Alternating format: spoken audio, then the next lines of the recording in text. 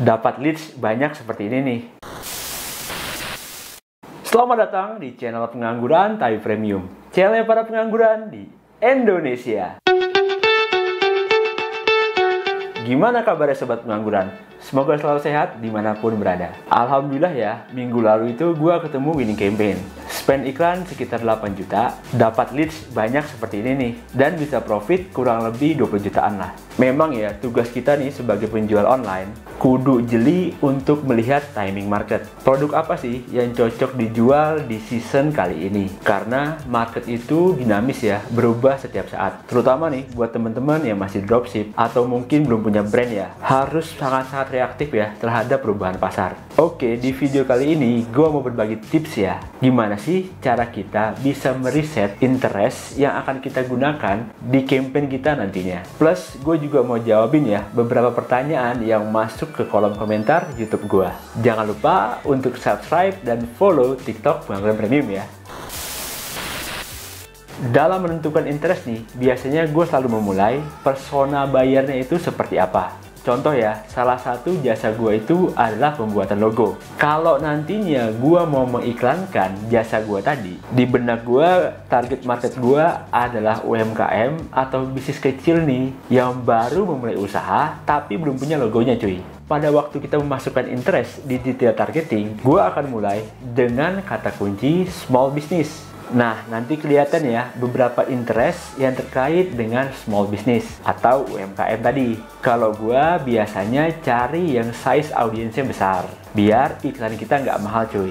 Untuk usia, sesuaikan sekali lagi dengan persona buyer teman-teman. Kalau favorit gua itu range usianya 28 sampai 60 tahun. Asumsi gua di usia tadi udah punya duit dan cukup produktif cuy. Nah, case-nya kan tadi gua akan mengiklankan jasa pembuatan logo ya. Biasanya nih kalau anak-anak muda itu buat logonya sendiri. Nah, usia 28 sampai 60 tahun belum terlalu familiar cuy dengan aplikasi desain seperti Canva atau Photoshop. Jadi, mereka merupakan target market yang cocok kalau gua mau mengiklankan jasa pembuatan logo tadi. Menurut gua ya, gua biasanya juga akan mempersempit targetingnya. Teman-teman bisa klik nih di bagian Define Further. Kalau gua biasanya tambahkan yang engaged shopper atau nih orang-orang yang suka dengan barang bernilai tinggi, biar kita bisa mentarget orang-orang yang potensi closingnya lebih besar. Terus jangan lupa untuk exclude admin fanspage. Asumsinya adalah orang-orang yang menjadi admin fanspage tadi biasanya pengiklan juga cuy. Kalau pengiklan aktif seperti kita kan jarang ya mau berbelanja di Facebook. Nanti yang ada malah kita nih diintip sama pesaing.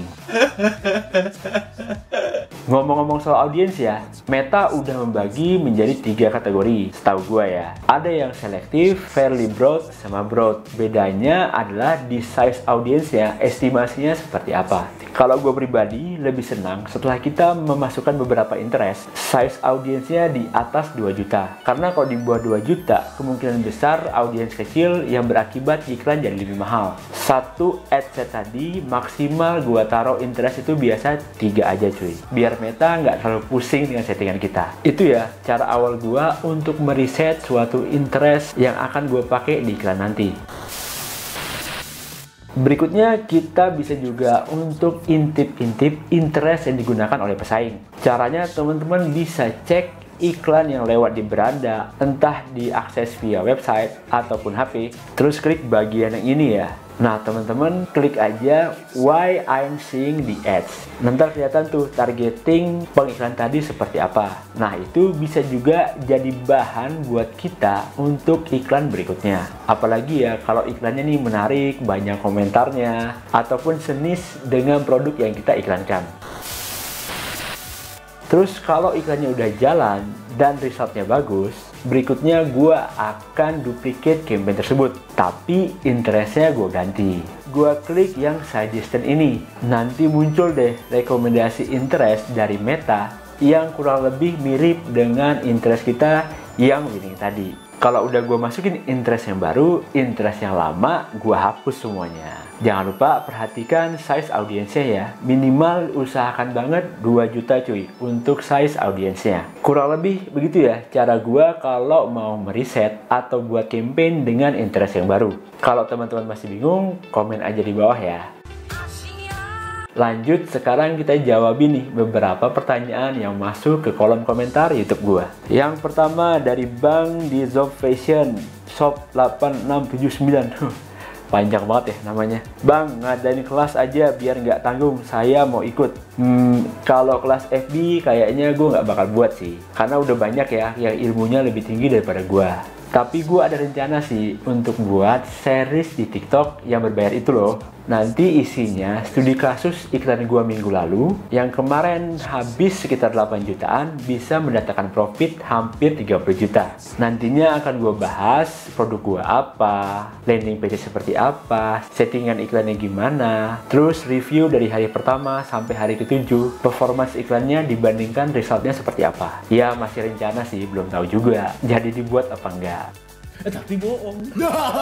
Yang kedua dari Bang Cleopatra. Ini Meta update ya. Kenapa ya iklan yang sudah winning sekarang agak nggak stabil, sedikit turun dan biayanya jadi naik. Meta emang gitu Bang. Seringnya emang ketidakpastian. Apalagi kalau abang nih masih produk dropship atau ambil dari MP. Jadi emang kalau udah nemu winning campaign, gas aja sampai mentok Bang. Karena kita nggak tahu nih berapa lama bisa winningnya. Dari Bang Ferry 337 nih. Maaf Bang, untuk metode scale yang disebut di video bukannya bikin campaign masuk learning page ya, atau bodo amat sama learning page, yang penting cuan, jadi tetap gas. To be honest ya, kalau gue sekarang ini udah nggak terlalu mentingin lagi learning page. Asal CPR-nya masih masuk dan closingnya asik, gue gas aja Bang.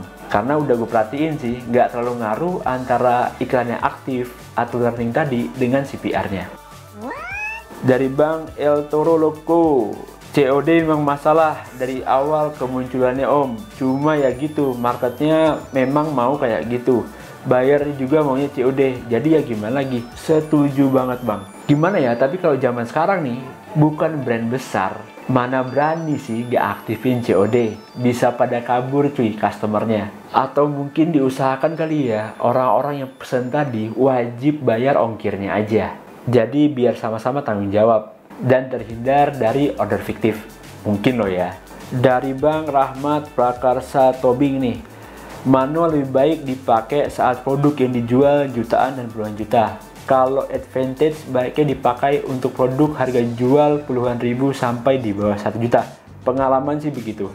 Betul banget Bang. Tapi emang ya rata-rata pemain Facebook Ads, terutama yang masih dropship atau ambil dari MP nih, kebanyakan main di harga under 1 juta cuy. Rata-rata modalnya nggak kuat Bang. Kalau misalnya harga jual 1 juta, nunggu putaran barangnya. Apalagi kalau pembayarannya banyak kan COD ya. Lama muter duitnya. Terakhir nih dari Bang Hasaputro, hanya haji kali ya.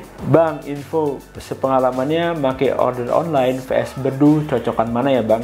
Gua dulu pakai Berdu cuy, dan sekarang pakai order online. Berdu emang cocok ya buat yang budgetnya terbatas. Dulu kalau nggak salah langganannya 75.000. Itu udah all in, dapat manajemen order plus landing page buildernya juga ya. Landing page Berdu ini gue akuin cepet banget cuy. Tapi agak kurang nih kalau kita mau customize. Kalau di OO gue cuma pakai short form dan manajemen ordernya aja sih.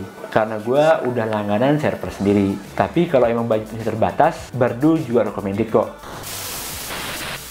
Mungkin segitu dulu ya untuk video kali ini. Next, kalau ada pertanyaan atau request mau bahas apa, tinggalkan pesan di kolom komentar.